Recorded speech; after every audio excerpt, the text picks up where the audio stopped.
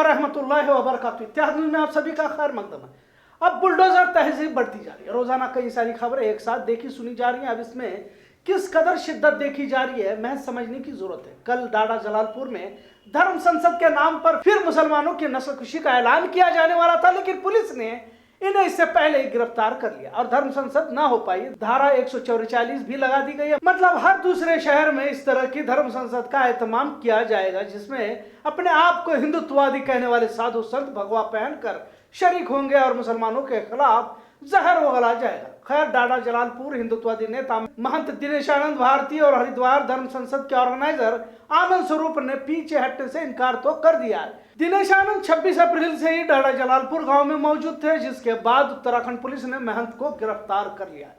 एक और बात यह भी बताता चलूं कि काशी विश्वनाथ मंदिर पर ईद के बाद मसले पर तवज्जो देने की बात भी कही जा रही है। मतलब इस मसले को भी तशद्दुद का जरिया बनाया जा सकता है। धीरे धीरे मुल्क की बिगड़ते हालात पर साबिक जस्टिस, साबिक सुप्रीम कोर्ट के जजिस और सामाजिक खिदमतगार इल्मी दानिश्वर बोलने लगे हैं, लेकिन इसका कितना असर होगा ये अलग बात है, क्योंकि भाजपा अब शिद्दत इख्तियार करते देखी जा रही है। हक बात बोलने वालों के खिलाफ मुकदमे दर्ज किए जा रहे हैं, कई सहाफियों को जेलों में भी डाल दिया गया है। यहाँ तक के आसाम में वजीर आला हेमंत बिस्वा शर्मा ने भी बुलडोजर तहजीब को इख्तियार कर लिया। एक इत्तला के मुताबिक मुसलमानों के बस्तियां, दरगाह, मस्जिदों पर बुलडोजर घुमाया, फिर दस्तावेजों की बिना पर भारतीय होने की दलील पूछी गई। मतलब इस तरह की वारदातें पेश आ रही है। अब आते हैं फिर से हिंदुत्ववादी नेता दिनेश महंत को तो गिरफ्तार कर लिया। धर्म संसद का क्या मकसद होता है हम सभी जानते हैं। धर्म के नाम पर अधर्म की तबलीग करने का काम ये तमाम हिंदुत्ववादी बखूबी अंजाम देते हैं। जहांगीरपुरी मामले को कैसे एक तरफा कार्रवाई करते हुए भाजपा हुकूमत ने गरीब मुसलमानों पर जुल्म ढाया और इस मुल्क में ऐसी भी बेगैरत भीड़ पैदा हुई है जो मुसलमानों के दुख में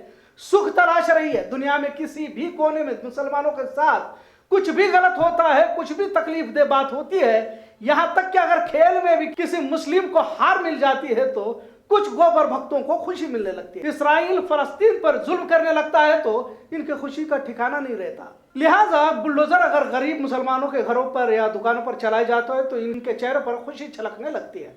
भारत में अब इस भीड़ में तेजी से इजाफा होता जा रहा है। इन्हें किसी तरह के मुस्तकबिल की कोई परवाह नहीं है। अपने बच्चों की पढ़ाई, नौकरी, भविष्य से ज्यादा मुसलमानों का नुकसान, मुल्क को हिंदू राष्ट्र बनाने की फिक्र में ये दीवाने होते जा रहे हैं और यही दीवानापन अब वहशीपन में तब्दील होता दिखाई दे रहा है, जिसे नस्लकुशी की तरफ ले जा रहा है। धर्म संसद का असल मकसद ही यही है कि हिंदुत्व की ज़ॉम्बी खून खराबा करने के लिए तैयार किए जाए और धीरे धीरे नफरती गिरोह, अब अमीर और अपने आप को तहजीब याफ्ता समझने वाले भी अभी इस भीड़ का हिस्सा बनते जा रहे हैं। अच्छे अच्छे सेक्युलर लोगों के चेहरों से नकाब उतरता देखा जा रहा है। ये वीडियो देखिए, मनोज मुंतशिर का कितनी नफरत है इसके दिलों में मुसलमानों को लेकर, और इसी तरह के और भी चेहरे बेनकाब होते देखे जा रहे हैं। ऐसे वक्त में मुसलमानों को भी अपना रास्ता तय करना होगा। मुगलों ने भारत पर राज किया, 1000 साल हुकूमत करने पर भारत कभी इस्लामी रियासत में तब्दील नहीं हुआ।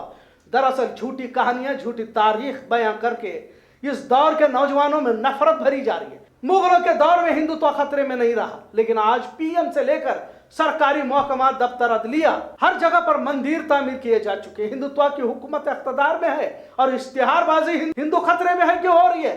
दरअसल मुल्क का संविधान खतरे में है, क्योंकि मनुवादी चाहते हैं कि हिंदू राष्ट्र तभी मुमकिन है जब इस मुल्क से डॉक्टर बाबा साहब अम्बेडकर का संविधान पूरी तरह से हटाया जाए। अफसोस के साथ ये भी कहना पड़ रहा है कि दलित भी इन भगवादारियों के साजिशों को समझने से कासिर हैं। अगर समझ भी रहे हैं तो खामोश इख्तियार किए हुए हैं। डॉक्टर बाबा साहब अम्बेडकर के संविधान से खिलवाड़ किया जा रहा है, लेकिन दलित ऐसे जी रहे हैं जैसे इनका मसला ही नहीं। ये तो मुसलमानों का मसला है और जाने अनजाने में संघी विचारधाराओं का साथ देते हुए भीड़ का हिस्सा बनते जा रहे हैं। महज कुछ मनुवादी ने फसाद का हिस्सा बना रहे और अपने बच्चों को आला तालीम के लिए विदेश भेज रहे ताकि फिर इनके सरों पर बैठकर इख्तिदार हासिल करें और गरीब, मजदूर, दरमियानी क्लास के बच्चों के हाथों में भगवा परचम देकर मस्जिदों के मीनारों पर चढ़ाया जाता है। कभी आपने देखा है कि कभी किसी राज ठाकरे के लड़के को किसी मस्जिद के मीनारे पर चढ़ता हुआ देखा हो या भगवा परचम लगाते हुए देखा हो?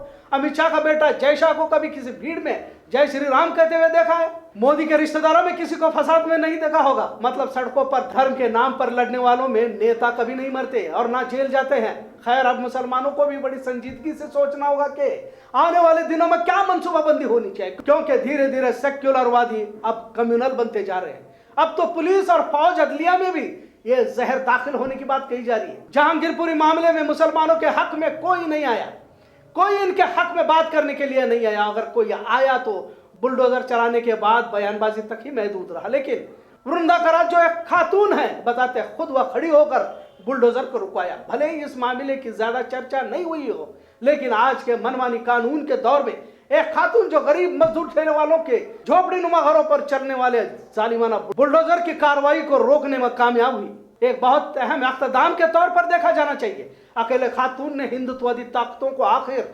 बुलडोजर की कार्रवाई को रोकने पर मजबूर होना पड़ा। लेकिन यहां भी हिंदुत्ववादी और गौती मीडिया की जानिब से जस्टिस रामन्ना के किरदार को मंजर आम पर लाने का था।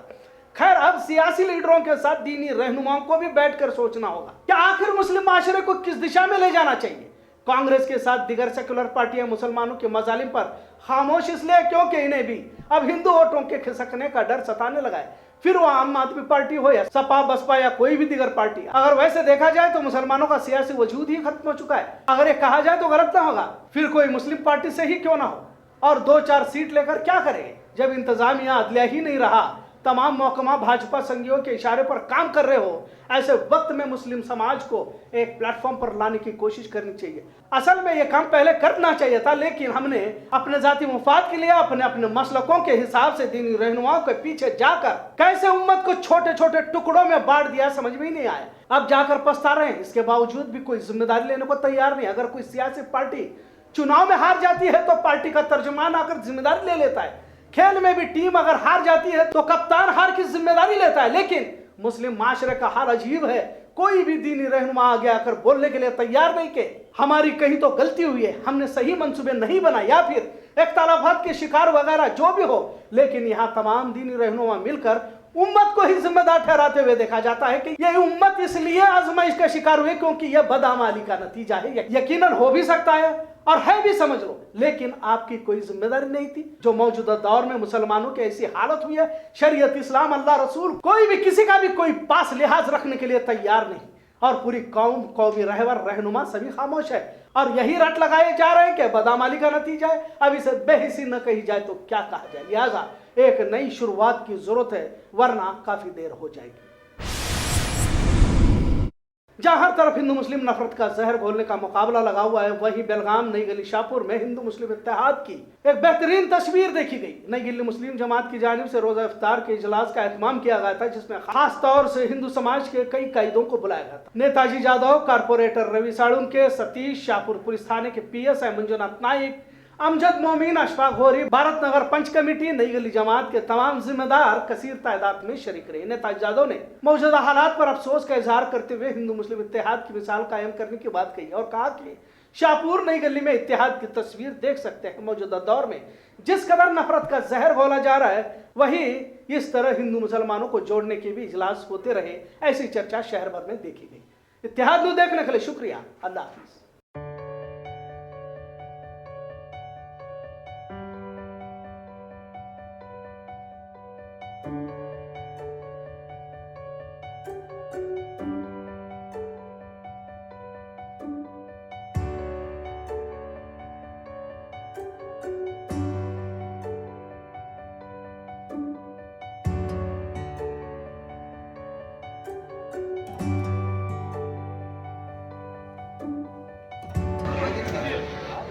आपलं